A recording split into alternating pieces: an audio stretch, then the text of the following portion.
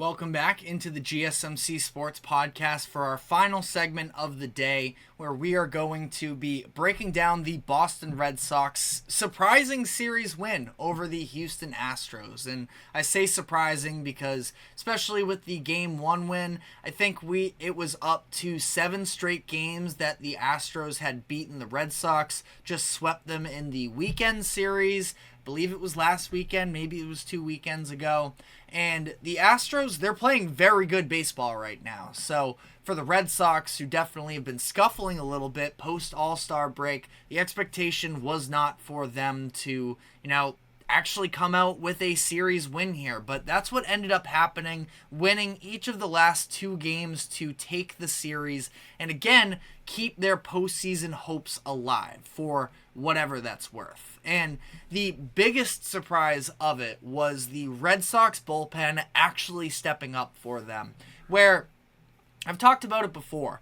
I sort of foolishly, coming out of the All-Star break, was talking myself into, if this Red Sox bullpen is actually healthy with Kenley Jansen, Chris Martin, if one of their trade deadline acquisitions in Lucas Sims or Ryan Garcia could step up for them, if Justin Slayton comes back healthy, and who knows what's really to be expected out of Liam Hendricks, but he's technically in the mix as well, that this could be a solid Red Sox bullpen. And yet the very clear statement coming out of the All-Star break was, no, that's not happening. And they had blown 12, including their Game 1 loss, where it was Lucas Sims and Kenley Jansen allowed runs in the 8th and 9th inning, respectively, to get walked off and blow another game. That was their 12th blown save since the All-Star break. They are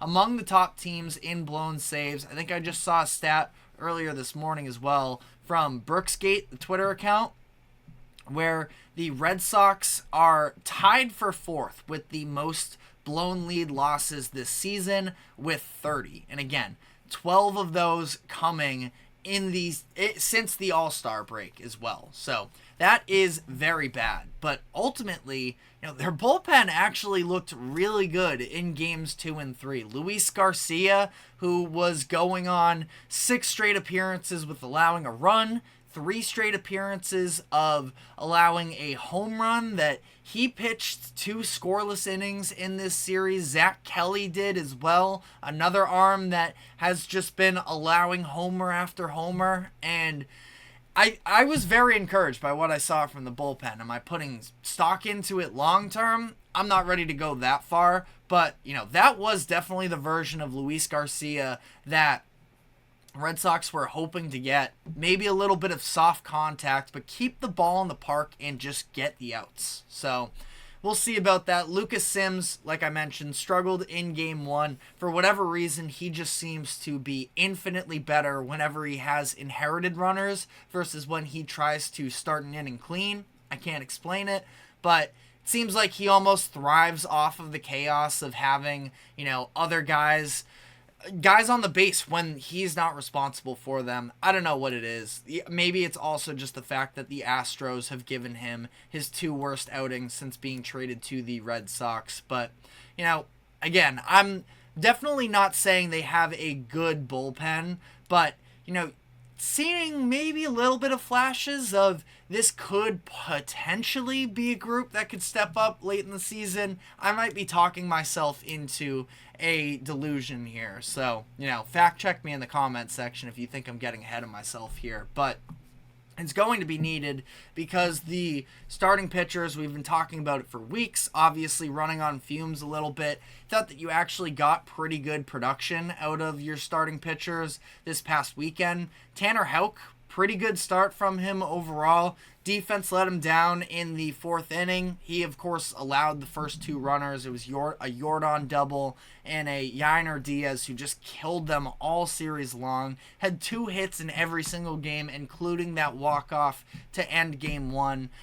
Allowed them on. Ultimately, again, defense kind of fell apart there.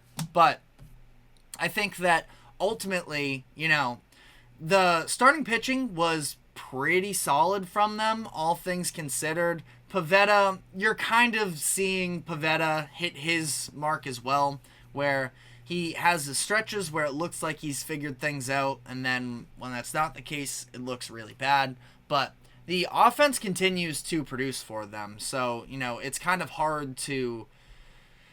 we've been talking about this in past weeks. Like, as long as they are going to continue to put up runs, this is not a great pitching staff, but, they can hang in there at least enough to the point where, the Red Sox can win, most games if things don't go wrong. The issue is you're putting a lot of pressure on that offense, on a pretty bad defense, and not on a great pitching staff. So that's why the margin of error is pretty slim for them, and that's why it does feel like every few weeks or so they make up a new way to lose, which is sort of how I felt after Game 1. But you know what? Overall, pitching looked pretty good for them this entire series. Only 11 runs allowed in 3 games. You'll sort of take that for the most part. And again, especially out of the bullpen, going perfect the last 2 games. I definitely did not have that on the bingo card. But, looking at the offense a little bit as well, one thing that I sort of want to hit on here, and it's kind of a silly argument, but there were a lot of Red Sox fans that were upset with the placement of Masataka Yoshida's, where he is in the lineup for this Red Sox team.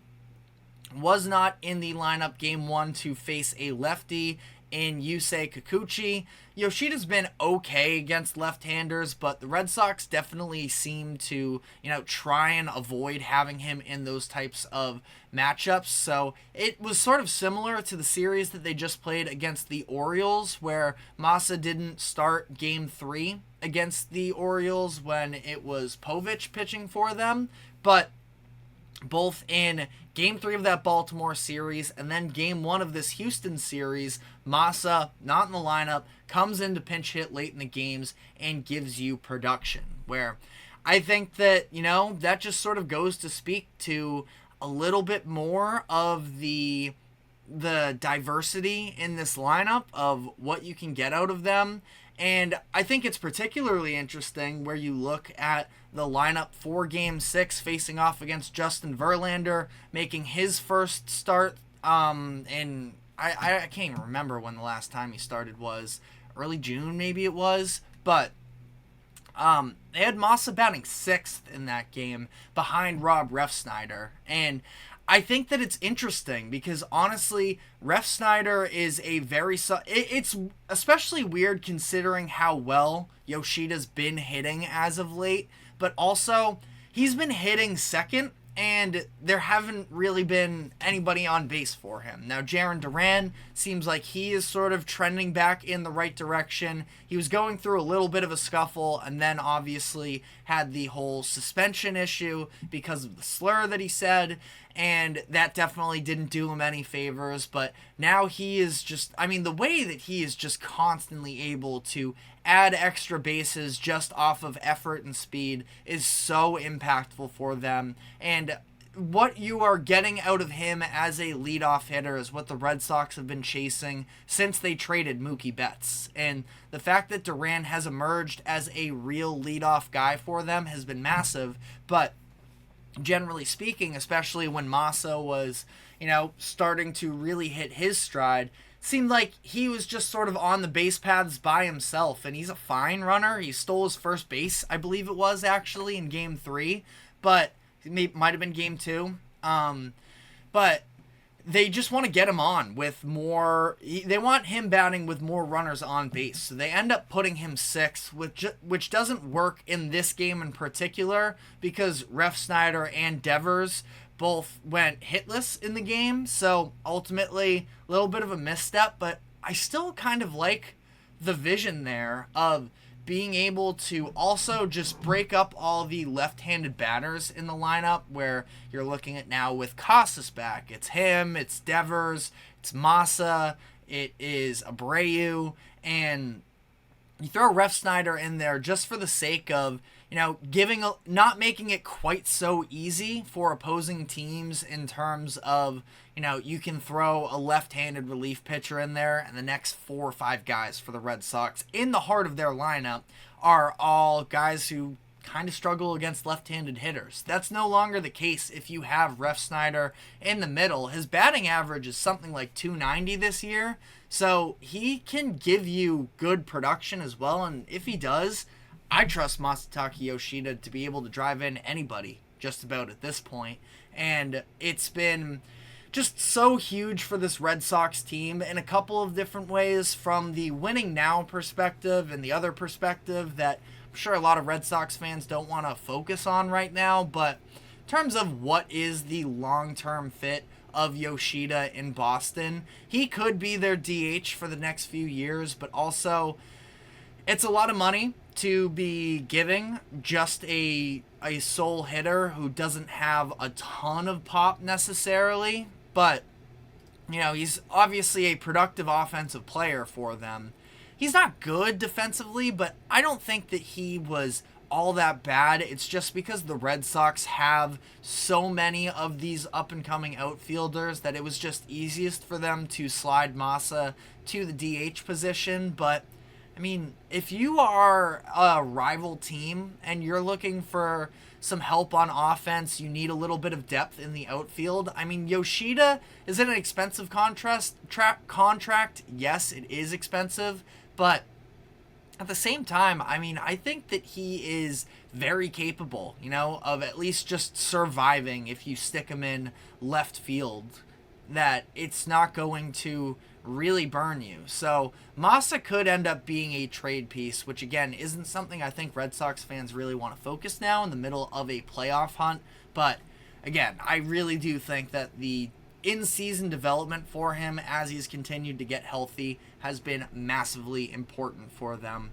But let me know what your takeaways from these series were in the comment section. But that is all the time we have for today. Thank you very much for tuning into the GSMC Sports Podcast. Thank you to the GSMC Sports Network for allowing us to host this show. Remember to like, follow, subscribe wherever you keep up with us. Be sure to check us out on social media as well for more exclusive short content. And we will see you at 2 o'clock p.m. Eastern tomorrow afternoon, same time as always. Take care.